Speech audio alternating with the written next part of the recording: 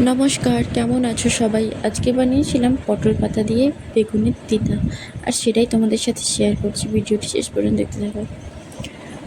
এখানে দুটো বেগুন কেটে রেখেছি আর কিছু পটল পাতা নিয়েছি। পটল পাতাটাকে শিলে ভালো করে বেটে নিচ্ছি, আর এদিকে বাটিয়ে সর্ষে বাটা, আর এদিকে পটল পাতা বাটা।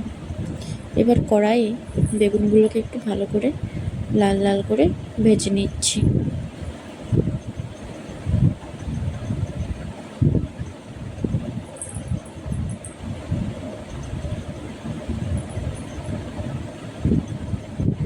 এভাবেই পটল পাতা দিয়ে বেগুনের তিতা রান্না করলে খেতে কিন্তু দারুণ লাগে।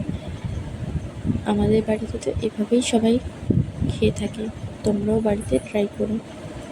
এরপর তেলের মধ্যে কিছুটা সম্বরা, একটা শুকনো লঙ্কা আর একটা কাঁচা লঙ্কা আর তেজপাতা ফোড়ন দিয়ে দিলাম। দিয়ে এবার এর মধ্যে বেটে রাখা পটল পাতাটা দিয়ে দিলাম।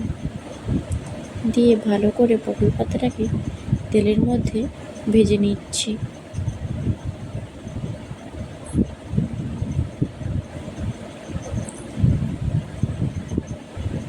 পটল পাতাটা আমার ভাজা ভাজা হয়ে গেছে।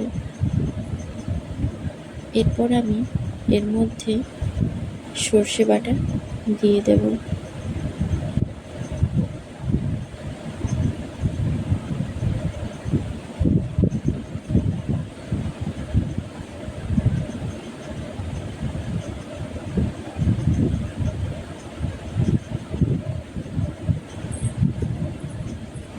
অল্প কিছুটা জল দিয়ে একটু ভালো করে সর্ষে আর পটল পাতাটাকে কষিয়ে নিচ্ছি, আর পরিমাণ মতো নুন আর হলুদ দিয়ে দিলাম।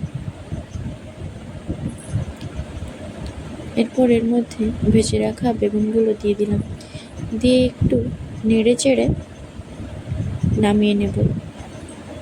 এটাকে কিন্তু আমি জলের মধ্যে বেশিক্ষণ ফোটাবো না। পটল পাতা দিয়ে বেগুনের তিতা আমার সম্পূর্ণভাবে তৈরি হয়ে গেছে। ভিডিওটি শেষ পর্যন্ত দেখার জন্য অসংখ্য ধন্যবাদ। আর হ্যাঁ, অবশ্যই লাইক, কমেন্ট, শেয়ার করতে ভুলো না বন্ধুরা। দেখা হচ্ছে পরের একটি ভিডিওতে।